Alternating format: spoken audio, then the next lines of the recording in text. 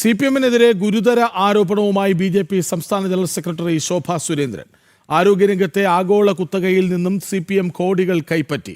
അമേരിക്കയിലെ black സ്റ്റോണിന്റെ സബ്സിഡറിയായ P1 infrastructure CPM-ന് 2 തവണയായി നൽകിയത് 4 കോടി രൂപയാണ്. CPM-ന് പണം നൽകിയ ശേഷം P1 ഇൻഫ്രാസ്ട്രക്ചർ കേരളത്തിൽ സ്വകാര്യ ആശുപത്രികൾ വാങ്ങിക്കൂട്ടിയെന്നും ശോഭാ സുരേന്ദ്രൻ ആരോപിച്ചു. ഈ P1 ഇൻഫ്രാസ്ട്രക്ചർ പ്രൈവറ്റ് ലിമിറ്റഡ് എന്ന് പറയുന്ന ഈ കമ്പനിക്ക് 2021 വരെ നമ്മുടെ നാട്ടിൽ യാതൊരു തരത്തിലുമുള്ള ബിസിനസ്സും അവർ നടത്തുന്നില്ല. ആ കമ്പനി P1 ഇൻഫ്രാസ്ട്രക്ചർ കമ്പനി 2021 8/3/2021 2 കോടി രൂപ മാർക്സിസ്റ്റ് പാർട്ടിക്ക് സംഭാവന നൽകിയിട്ടുണ്ട്. അപ്പോൾ P1 ഇൻഫ്രാസ്ട്രക്ചർ കമ്പനി 8/3/2021 2 കോടി രൂപ മാർക്സിസ്റ്റ് പാർട്ടിയുടെ പാർട്ടി ഫണ്ടിലേക്ക് നൽകുകയും 9/3/2021 വീണ്ടും ഒരു 2 കോടി രൂപ മാർക്സിസ്റ്റ് പാർട്ടിയുടെ ഫണ്ടിലേക്ക് നൽകുകയും ചെയ്തത് 2021 2021 ശേഷം ഇവിടെ കേരളത്തിൽ ആ കമ്പനി ഒരു ഉപകമ്പനിയാണ്. ബ്ലാക്ക് സ്റ്റോൺ എന്ന് പറയുന്ന അമേരിക്കയിലെ വലിയ ഒരു കമ്പനിയുടെ ഉപകമ്പനിയാണ് P1 ഇൻഫ്രാസ്ട്രക്ചർ. ആ വലിയ കമ്പനി ഈ ഉപകമ്പനിയെ മുന്നിൽ നിർത്തിക്കൊണ്ട് Blackstone owned health platform quality care to buy KIMS Kerala, കേരളത്തിലെ 10ഓളം വരുന്ന പ്രൈവറ്റ് കമ്പനികളെ അവർ വാങ്ങിയിരിക്കുകയാണ്. വിവരങ്ങളുമായി ജിജീഷ് കരുണാകരൻ ഒപ്പം ചേരുന്നുണ്ട്. ജിജീഷ്, എന്താണ്? വളരെ ഗുരുതരമായ ആരോപണമാണെന്ന് വ്യക്തമാണ്. 4 കോടി രൂപ ആരോഗ്യരംഗത്തെ കുത്തകകളിൽ നിന്ന് വാങ്ങി CPM, അതും 2 തവണയായി. തെളിവില്ലാതെ പറയില്ലല്ലോ. എന്താണ് ശോഭാ സുരേന്ദ്രൻ പറയുന്നത്?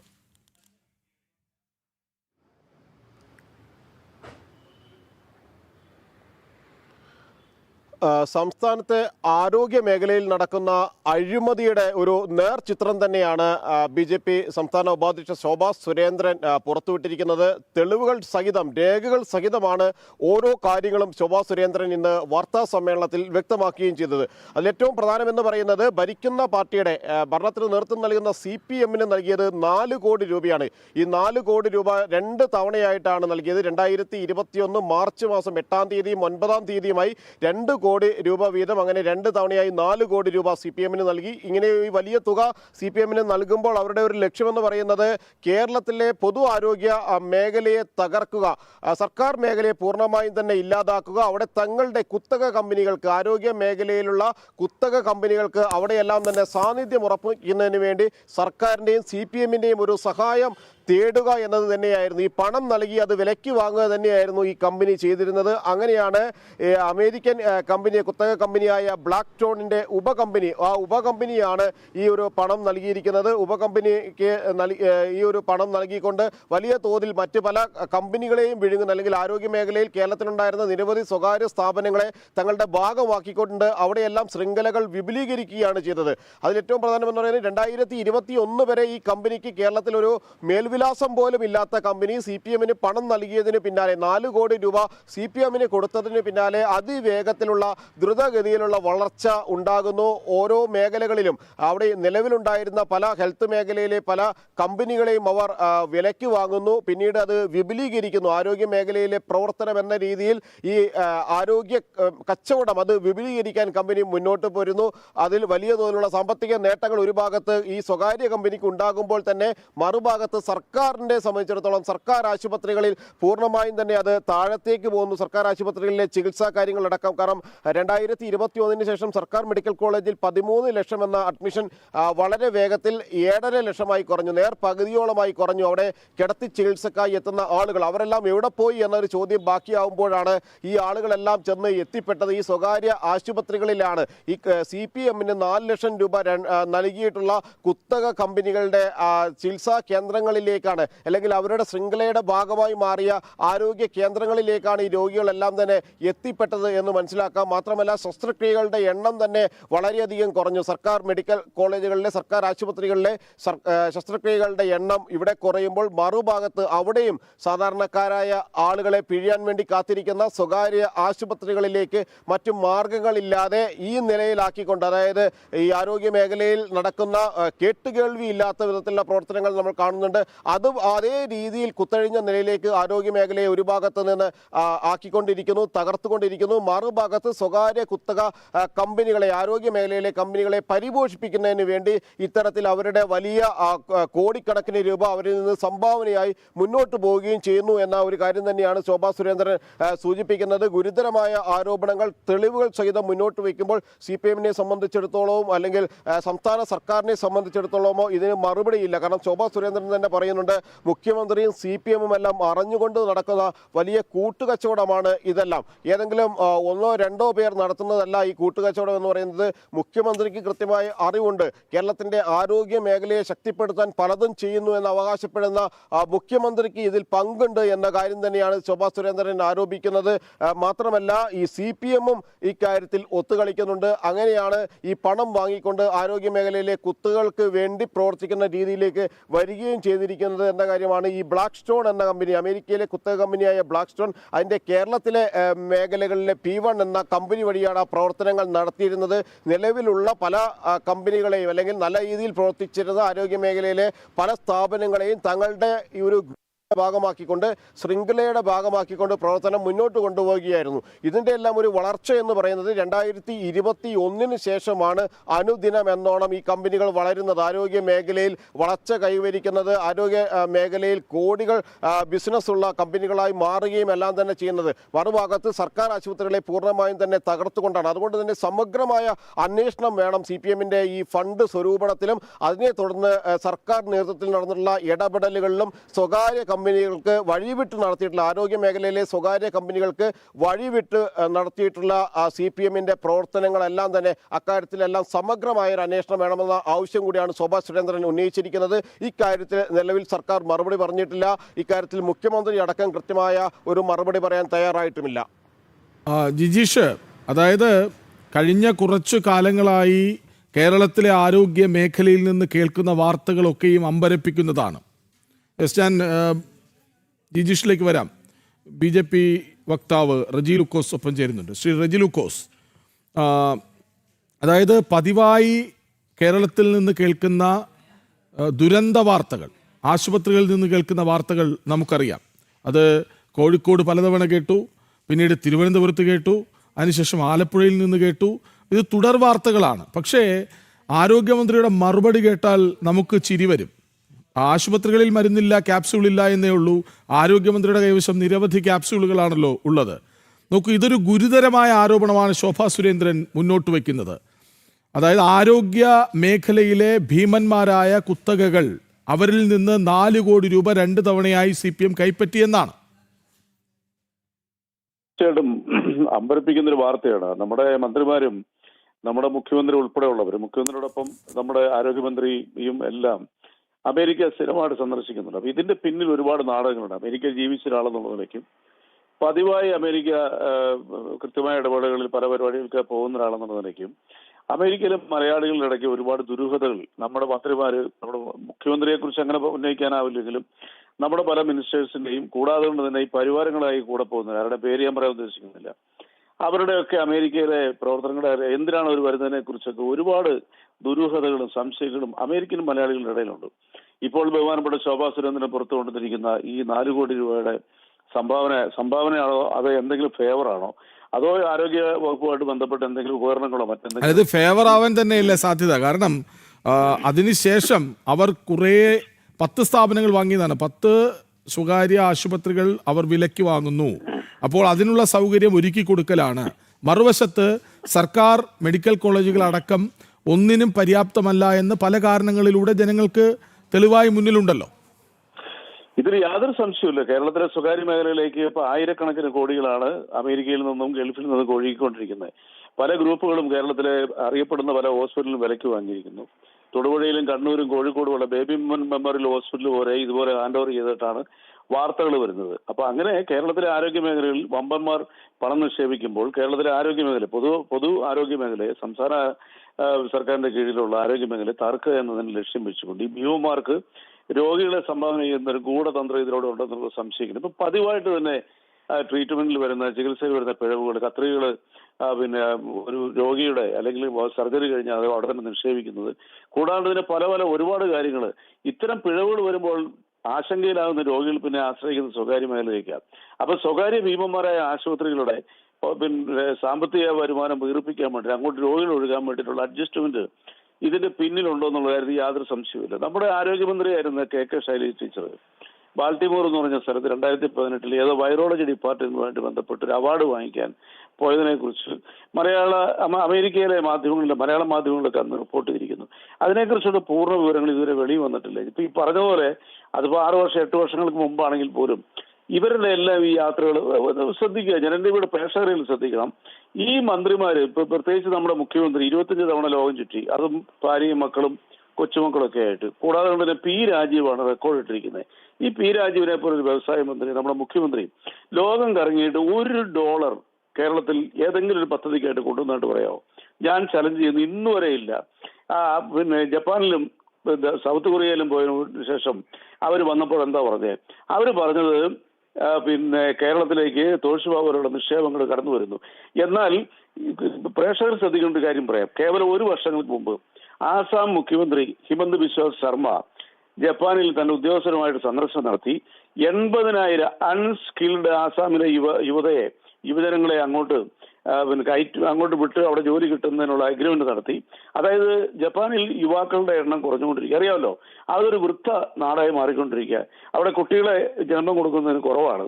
അപ്പോൾ അദ്ദേഹം ഹിമന്ത് ബിശ്വ ശർമ്മ ജപ്പാനിൽ പോയി എഗ്രിമെന്റ് ചെയ്ത് 6 മാസം അവിടെ നിന്നുള്ള ഉദ്യോഗസ്ഥർ ആസാമിൽ വന്ന് ഈ 80,000-ഓളം യുവാക്കൾക്ക് ജാപ്പനീസ് ഭാഷയും അവിടുത്തെ ജീവിതരീതികളും പഠിപ്പിച്ച് ഓൾറെഡി അവരെ എത്തിച്ചു കഴിഞ്ഞു.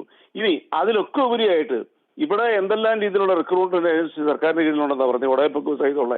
എന്നാൽ ഇതേ ഹിമന്ത് ബിശ്വ ശർമ്മ ഇതേ യാത്രയിൽ തന്നെ 30,000 നേഴ്സുമാരെ അങ്ങോട്ട് റിക്രൂട്ട് ചെയ്യുന്നതിനുള്ള എഗ്രിമെന്റിൽ ഏർപ്പെട്ട് അവരും ഓൾറെഡി തന്നെ ലോകത്തിലെ ഏറ്റവും സമ്പന്ന രാജ്യങ്ങളൊന്നായ ജപ്പാനിൽ പോയി ആ ജാപ്പനീസ് സ്റ്റൈലിൽ തന്നെ അവർ ജീവിക്കുന്നു. എന്തുകൊണ്ട് കേരളത്തിന്റെ മുഖ്യമന്ത്രിയും കേരളത്തിന്റെ പരിവാരങ്ങളും ഈ ജപ്പാനിലും സൗത്ത് കൊറിയയിലും പോയിട്ട് ഇതുപോലെയുള്ളൊരു തൊഴിലവസരം കേരളത്തിലെ യുവാക്കൾക്ക് വേണ്ടി നേടിക്കൊടുത്തിട്ടില്ല? ഇതൊരു വലിയ ചോദ്യമാണ്. ഞാനീ പറഞ്ഞ ആദ്യത്തെ ആരോപണമല്ല. ഞാൻ ഈ കാര്യങ്ങൾ അക്കാലത്ത് മാധ്യമങ്ങൾ വരെ ചർച്ചയിൽ പറഞ്ഞിട്ടുണ്ട്. അതായത് കേരളത്തിൽ നിന്ന് നമ്മുടെ യുവാക്കൾക്ക് വലിയ രീതിയിലുള്ള തൊഴിൽ കിട്ടത്തക്ക രീതിയിലുള്ള ഒരു കാര്യവും ഒരു പ്രോജക്റ്റോ കേരളത്തിലേക്ക് കൊണ്ടുവരാതെ കണ്ട് കേരളത്തിലെ സാമ്പത്തികമായി വല്ലാത്തൊരവസ്ഥയിരിക്കുന്ന കേരളത്തിലെ ഖജനാവിനെ കാലിയാക്കിക്കൊണ്ട് ദൂർത്തടിച്ച് ലോകസഞ്ചാരം നടത്തുന്നതാണ് നമ്മുടെ ഈ പറയുന്ന മുഖ്യമന്ത്രിയും അദ്ദേഹത്തോടൊപ്പമുള്ള ഉദ്യോഗസ്ഥ പരിവാരങ്ങളും കുടുംബങ്ങളും മന്ത്രിമാരും. ഇപ്പോൾ അമേരിക്കയിൽ നിന്നും ഈ 4 കോടി രൂപ വാങ്ങിയെന്ന് പറയുന്നതിന്റെ പിന്നിൽ എത്രയോ ഭീമമായിട്ടുള്ള കോടികൾക്കുള്ള അവസരങ്ങൾ കേരളത്തിൽ നിന്നും കൊയ്തെടുത്തുകൊണ്ട് പോകാനായിട്ട് ഈ ഭീമന്മാർക്ക് അവസരം കൊടുത്തു നമ്മൾ ചിന്തിക്കണം. ഹോസ്പിറ്റലുമായിട്ട് ബന്ധപ്പെട്ട് തന്നെ ഹോസ്പിറ്റൽ ഉപകരണങ്ങൾ ഏറ്റവും കൂടുതൽ ഇമ്പോർട്ട് ചെയ്യുന്ന ജർമ്മനിയിൽ നിന്നാണ്. പിന്നെ ബോസ്റ്റൺ എന്ന് പറയുന്ന അമേരിക്കയിലെ ഒരു സ്ഥലത്തു നിന്നാണ്. ഇവിടെ എല്ലാം പോയി ഈ പറയുന്ന അതായത് 1, 2, 3 ക്ലാസ്സിലുള്ള ഫസ്റ്റ് ക്വാളിറ്റിയോ സെക്കൻഡ് ക്വാളിറ്റിയിലാണ്, തേർഡ് ക്വാളിറ്റി യൂസ്ഡ് ഉപകരണങ്ങളാണ് നമ്മുടെ കേരളത്തിലേക്ക് വരുന്നത്. ഇത് ഭയങ്കരമായ ഒരു മാഫിയയാണ്. അപ്പോൾ നമ്മളറിയാതെ കേരളത്തിൽ പുറത്തറിയാത്ത രീതിയിലുള്ള ഇത്തരം താലോലങ്ങൾ, ഇവർക്ക് കൊടുക്കുന്ന അവസരങ്ങൾ കേരളത്തിലെ ആരോഗ്യ മേഖലയിൽ നിന്നും ഇപ്പൊ ജനങ്ങളുടെ പണങ്ങൾ ഊറ്റിയെടുത്തുകൊണ്ട് കേരളത്തിലെ ഒരു വലിയ മാഫിയ തന്നെ വന്നിരിക്കുന്നു. ഇതൊരു വലിയ സംഭവമാണ്. ജനൻ ടി വി ഈ ടോപ്പിക് എടുത്ത് എനിക്ക് വളരെ സന്തോഷം തോന്നുന്നു. നിങ്ങളതൊരു ഡിബേറ്റിലേക്ക് കൊണ്ടുവരണം. ഞാൻ നേരത്തെ പറഞ്ഞത് വീണ്ടും ആവർത്തിക്കുന്നു. കേരളത്തിലെ ഭീമന്മാരായ വൻകിട ഹോസ്പിറ്റലുകൾ ഈ അമേരിക്കയും ഗൾഫുമായിട്ട് ബന്ധപ്പെട്ടിരിക്കുന്ന വമ്പൻ കോർപ്പറേറ്റുകൾ വിലയ്ക്ക് വാങ്ങിച്ചിരിക്കുന്നു. കേരളത്തിൽ ഇത്രയധികം പണം കൊടുത്ത് ഈ ഹോസ്പിറ്റൽ വാങ്ങിക്കുന്നത് എന്തുകൊണ്ടാണ്? കേരളത്തിലെ നമ്മുടെ പാവപ്പെട്ട രോഗികളുടെ പണം ഊറ്റിയെടുക്കാനായിട്ടല്ല. ഇവരേതായാലും ലാഭത്തിൽ 17% മിനിമം ലാഭം കിട്ടാത്ത ഒരു പ്രോജക്റ്റിൽ കൊണ്ട് ഒരു പണം നിക്ഷേപിക്കുകയോ? അപ്പൊ കോടാനുകോടി രൂപയുടെ തട്ടിപ്പാണ് വന്നിരിക്കുന്നത്. എന്തായാലും ശോഭാ സുരേന്ദ്രന്റെ ഈ ആരോപണം അതീവ ഗുരുതരമാണ്. എന്ത് ഫേവർ ചെയ്തിട്ടാണ് ഈ 4 കോടി രൂപ CPM വാങ്ങിച്ചിരിക്കുന്നത്? അതിന് പിന്നിൽ നടന്നിരിക്കുന്ന അന്തർദേശീയ ടൈപ്പ് എന്താണ് നമുക്കറിയണം. ഇവരുടെയൊക്കെ വിദേശ യാത്രകളിലെ ദുരൂഹതകൾ പുറത്തു കൊണ്ടുവരണം. പ്രത്യേകിച്ച് മന്ത്രി പി രാജീവിനെ പോലുള്ളവർ ഇപ്പോൾ തന്നെ ദാവോസിൽ നടന്ന അവിടെ നടന്നൊരു ബിസിനസ് സബ്മിറ്റിൽ അദ്ദേഹം പോയി പ്രസംഗിച്ചിട്ട് ഇവിടെ വന്ന് തന്നെ 1,20,000 രൂപ 1,20,000 കോടി രൂപ കേരളത്തിലേക്ക് വരാനുള്ള സാധ്യതയുണ്ടെന്ന്. അതാർക്കും പറയാൻ പറ്റും, കാലാവസ്ഥ പ്രവചനം പോലെയാ. എന്നാൽ 1 രൂപ കേരളത്തിലേക്ക് കൊണ്ടുവന്നിട്ടുണ്ട്. അപ്പൊ ഇതിന്റെയൊക്കെ പിന്നിൽ ഒരുപാട് ദുരൂഹതകളുണ്ട്. ജർമ്മനി ആസ്ഥാനമായിട്ട് നടക്കുന്ന ഒരു സ്ഥാപനവുമായിട്ട് ടൈപ്പായി കേരളത്തിൽ കേവലം 8-9 മാസങ്ങൾക്ക് മുമ്പ് എറണാകുളത്ത് വെച്ച് നടന്ന ഒരു ഗ്ലോബൽ ബിസിനസ് സമ്മിറ്റ് എന്ന് പറയുന്നതും പിന്നിൽ ഒരുപാട് ദുരൂഹതകളുണ്ട്. ഒരു കാര്യം ഉറപ്പായി കഴിഞ്ഞു, കേരളത്തിൽ CPM എന്ന് പറയുന്ന രാഷ്ട്രീയ പ്രസ്ഥാനം വമ്പന്മാരുടെ ഇടനിലക്കാരായി കേരളത്തിലെ ജനങ്ങളെ ഊറ്റിയെടുത്തുകൊണ്ട് ഇരിക്കുന്ന ഒരു പ്രസ്ഥാനമായി, അതായത് കുത്തക മുതലാളിമാർക്കെതിരെ സമരവും അവകാശ പോരാട്ടങ്ങൾ നടത്തി ശീലിച്ചുവെന്ന് പറയുന്നവർ ഇപ്പോൾ മുതലാളിമാരുടെ പണം വാങ്ങി പുറത്തറിയാതെ ജീവിച്ചു പോകുന്നു അല്ലേ? ഞാനിനി ഒരു കാര്യം പറയാം. ഇവിടെ കേരളത്തിലിരുന്നുകൊണ്ട് അമേരിക്കയെ തെമ്മാടി രാഷ്ട്രം, മറ്റേ രാഷ്ട്രം, മോശമായ രാഷ്ട്രം, മുതലാളിത്ത രാജ്യം, സാമ്രാജ്യത്വ രാഷ്ട്രം, ബൂർഷ്വ രാജ്യം എന്നൊക്കെ വിളിച്ചു പോകുന്ന കേരളത്തിലെ അതിപ്രധാന പൊസിഷനിൽ ഇരിക്കുന്ന ഒരു CPM-ന്റെ ഒരു നേതാവ് ഈ വെനസ്വേല എന്ന് പറയുന്ന രാജ്യത്തിൽ നിന്നും മദുരയെ അവിടുന്ന് പൊക്കിയെടുത്തോണ്ട് അമേരിക്കയിലേക്ക് കൊണ്ട്, അതിനൊക്കെ ആ കൊണ്ടുപോയതിനകത്തിന് ആയിരങ്ങൾക്ക് അമേരിക്കയ്ക്ക് കൊണ്ട് എനിക്കുണ്ട്, ഞാൻ അതിനെ അനുകൂലിച്ച് വീഡിയോ ഒരാളാണ്. ആ രാജ്യത്ത് പോയി യാത്ര ചെയ്ത് ആഴ്ചകളോളം ഭാര്യയുമായിട്ട് പോയി ആ രാജ്യത്ത് അമേരിക്കയിൽ പോയി യാത്ര ചെയ്ത് അവിടുത്തെ സുഖസൗകര്യങ്ങളെല്ലാം അനുഭവിച്ച് തിരിച്ച് നാട്ടിൽ വന്ന ഉടനെയാണ് ഈ സംഭവം ഉണ്ടായത്. എന്നിട്ട് തെമ്മാടി രാഷ്ട്രം എന്ന് പറഞ്ഞുകൊണ്ട് ഫേസ്ബുക്കിൽ പോസ്റ്റ് ഇട്ടു. അങ്ങനെയാണെന്നുണ്ടെങ്കിൽ ഈ നേതാവിനും ഭാര്യയും ഉൾപ്പെടെയുള്ളവർക്ക് ഈ അമേരിക്കയിലേക്ക് പോകാതിരിക്കണ്ടേ? അമേരിക്കയിൽ പോയി അവിടുത്തെ കേരളം ഇത് തിരിച്ചറിഞ്ഞുകൊണ്ടിരിക്കുക. ഇവർക്ക് ഇനി അധികം നാൾ കേരളത്തിൽ ഇവരോട് ഗുഡ് ബൈ പറയാൻ ജനം കാത്തിരിക്കുന്നു. അതിന് ഒരു 8-9 ആഴ്ചകൾ മാത്രം അകലേ ഉള്ളൂ ഇവരെ പുറത്തു പോകാനായിട്ട്. ഒരു വ്യവസ്ഥാപിതമായ രീതിയിൽ ഇന്ത്യയിലെ ഇപ്പൊ ഞാൻ ഒരു മിനിറ്റ് കൊടുത്ത ഒരു കാര്യം പറയാം. ഇപ്പൊ AI സമ്മിറ്റ് നടന്നു, international global AI summit Delhi വെച്ച് നടന്നു. ആ AI സമ്മിറ്റിലൂടെ 15,000 ലക്ഷം കോടി രൂപ ഇന്ത്യയിലേക്ക് ഒഴുകുവാണ്. അതായത് 90 CEOമാർ, 90 AI ഭീമന്മാരുടെ കമ്പനികളുടെ CEOമാര് അതിൽ പങ്കെടുത്തു. 142 രാജ്യങ്ങൾ പങ്കെടുത്തു. ജർമ്മൻ പ്രസിഡന്റ് പങ്കെടുത്തു. ഈ ഗവൺമെന്റ് ഓഫ് ഇന്ത്യ ഈ ഭാവി ഇന്ത്യയെ ലോകത്തിന്റെ നായക സ്ഥാനത്തേക്ക് കൊണ്ടുവന്നിരിക്കുക. നാളെ ലോകത്തിന്റെ നായക സ്ഥാനം തൊഴിൽ തേടി ഇന്ത്യയിലേക്ക് വരാനുള്ള അവസരങ്ങൾ തന്നെ ഇതിലൂടെ തന്നെ വന്നിരിക്കുക. ഇവിടുത്തെ ഏതെങ്കിലും ഒരു ഇടതുപക്ഷ മാധ്യമോ ഇടതുപക്ഷക്കാരോ വലതുപക്ഷക്കാരോ ആ വേൾഡ് സബ്മിറ്റിനെ കുറിച്ച് ഒരു അക്ഷരം പറഞ്ഞോ? മിണ്ടിയോ ഇവര്? ഈ രാജ്യത്തിന് ലോകത്തിന്റെ വൻശക്തിയായി ലോകത്തിന്റെ സാമ്പത്തിക നില നിയന്ത്രിക്കുന്ന ഒരു രാജ്യമായിട്ട് കുതിച്ചുയരുന്ന ഇത്തരം വലിയ പദ്ധതികൾ അല്ലെങ്കിൽ ഇതുപോലെ ഗ്ലോബൽ സമ്മിറ്റ് ഒക്കെ നടന്നിട്ട് ഇതൊന്നും കേരളത്തിലെ ജനങ്ങളെ അറിയിക്കാതിരിക്കാൻ വേണ്ടിയിട്ട് ഇവർ രാഷ്ട്രീയം പറഞ്ഞ് കളിക്കുക. അതുകൊണ്ട് ഉറപ്പായി കഴിഞ്ഞു ഈ പറയുന്നത്. ഞാൻ ഒന്നുകൂടെ പറയാം, ഭാരതീയ ജനതാ പാർട്ടിയുടെ ഇപ്പോഴത്തെ സംസ്ഥാന പ്രസിഡന്റ് ബഹുമാനപ്പെട്ട രാജീവ് ചന്ദ്രശേഖർജി 2024 വരെ കേന്ദ്ര സർക്കാരിന്റെ ഇൻഫർമേഷൻ ആൻഡ് ഇലക്ട്രോണിക്കൽസ് വകുപ്പ് ഭരിച്ചുകൊണ്ട് ഇരുന്നപ്പോഴാണ് ഈ പറയുന്ന അന്നൊക്കെ ആർട്ടിഫിഷ്യൽ ഇന്റലിജൻസിനെ കുറിച്ചുള്ള റിസർച്ച് നടക്കുന്നേ ഉള്ളൂ.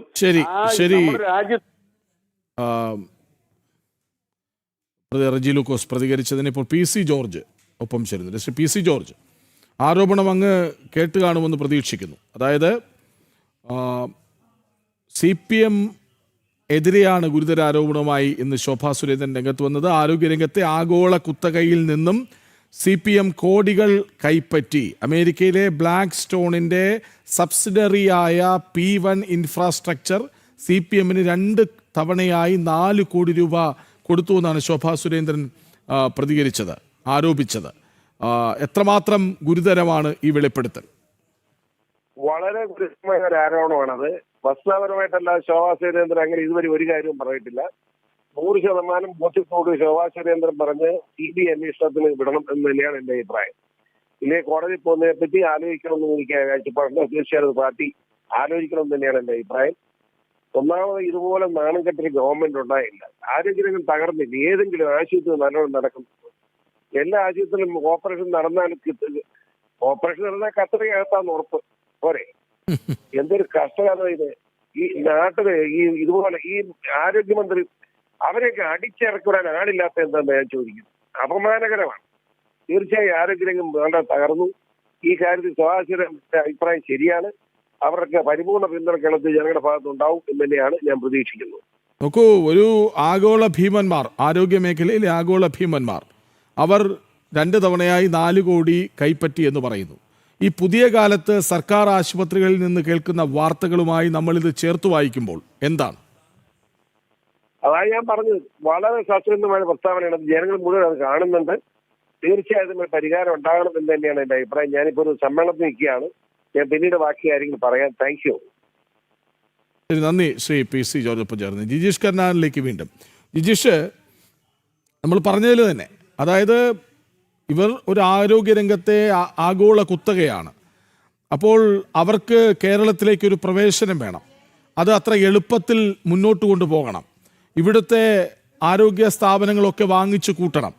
അതിന് ഇരിക്കട്ടെ 4 കോടി, അതായത് കമ്മീഷൻ തുക പോലെ അല്ലേ?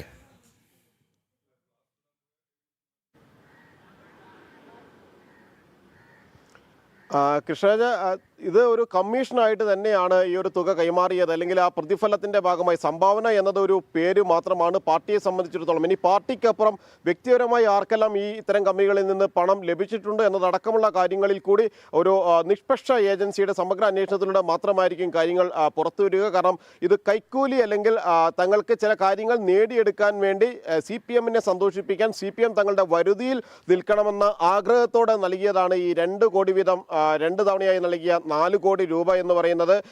ഈ ഒരു തുക മാത്രമാണോ, അല്ലെങ്കിൽ ഇപ്പോൾ ശോഭാ സുരേന്ദ്രന്റെ കൈവശം ലഭിച്ചിരിക്കുന്ന രേഖകൾ പ്രകാരമുള്ള ആ തുക മാത്രമാണോ CPM വാങ്ങിയത് എന്നതടക്കമുള്ള കാര്യങ്ങളിൽ എല്ലാം തന്നെ വിശദമായ അന്വേഷണം ഇനിയും നടക്കേണ്ടത്, കാര്യങ്ങൾ പുറത്തു വരാൻ ഇരിക്കുന്നതേ ഉള്ളൂ. പ്രത്യേകിച്ച് മറ്റു കുത്തക കമ്പനികളിൽ നിന്ന് ഇത്തരത്തിൽ പണം വാങ്ങിയിട്ട് CPM ഇതേ രീതിയിൽ പ്രവർത്തിച്ചിട്ടുണ്ടോ, സർക്കാർ സംവിധാനങ്ങൾ ഇതേ രീതിയിൽ തന്നെ ആരോഗ്യ മേഖലയെ മുച്ചൂടും നശിപ്പിക്കുന്ന നിലയിലേക്ക് കാര്യങ്ങളെ എത്തിച്ചിട്ടുണ്ടോ എന്നതടക്കമുള്ള കാര്യങ്ങൾ വ്യക്തമാകണം. അങ്ങനെ ഒരു തങ്ങളുടെ താല്പര്യങ്ങൾ സംരക്ഷിക്കുന്നതിന് വേണ്ടി ബഹുരാഷ്ട്ര കുത്തക ആരോഗ്യരംഗത്തെ കമ്പനി എന്ന് പറയില്ല, അവർക്ക് ചില റിയൽ എസ്റ്റേറ്റ് താല്പര്യങ്ങൾ കൂടി ഉണ്ട് എന്ന് തന്നെയാണ് വ്യക്തമാകുന്നത്. വലിയ തോതിൽ ഭൂമികൾ വാങ്ങിക്കൂട്ടുക, ആ ഭൂമിയിൽ ആശുപത്രികൾ, അതിൻ്റെ ഒരു ഭാഗത്ത് ആശുപത്രികൾ പണിത് തുടങ്ങുക, ഒരേ സമയം റിയൽ എസ്റ്റേറ്റ് താല്പര്യങ്ങൾ സംരക്ഷിക്കുക, ഒരേ സമയം ആരോഗ്യ മേഖല, ഏറ്റവും വലിയ കച്ചവട മേഖലയായി ഇന്ന് മാറിയിട്ടുള്ള ആരോഗ്യ മേഖലയിലെ ആ പണം, സാധാരണക്കാരനെ പിഴിഞ്ഞുള്ള പണം ഏത് വിധേനയും തങ്ങളുടെ പോക്കറ്റിലേക്ക് കൃത്യമായി എത്തിക്കുക.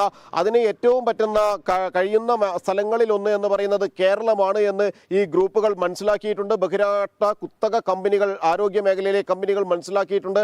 അതിന് ഏറ്റവും ആദ്യം ചെയ്യേണ്ടത് അല്ലെങ്കിൽ വരുതിയിലാക്കേണ്ടത് CPM-നെ ആണ് എന്ന് ഈ കുത്തക കമ്പനികളുടെ തലവന്മാർക്കെല്ലാം കൃത്യമായി തന്നെ അറിയാം. കാരണം പണം നൽകിയാൽ ഏത് ക്രമക്കേടുകൾക്കും കൂട്ടുനിൽക്കുന്ന ആളുകളായി അധപ്പതിച്ചു കഴിഞ്ഞിരിക്കുന്ന.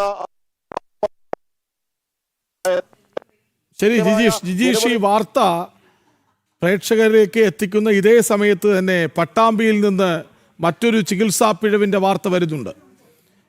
ചികിത്സയിലുണ്ടായിരുന്ന ഗർഭിണിയായ യുവതി മരിച്ചു എന്ന വാർത്ത. മതിയായ ചികിത്സ ലഭിച്ചില്ല എന്നാണ് പരാതി. തൃത്താല മേഴത്തൂർ സ്വദേശിനി 29-കാരിയായ നൌഷിജയാണ് മരിച്ചത്. ഫെബ്രുവരി 16-നാണ് 9 മാസം ഗർഭിണിയായ നൌഷിജയെ പട്ടാമ്പി താലൂക്ക് ആശുപത്രിയിൽ പ്രവേശിപ്പിച്ചത്.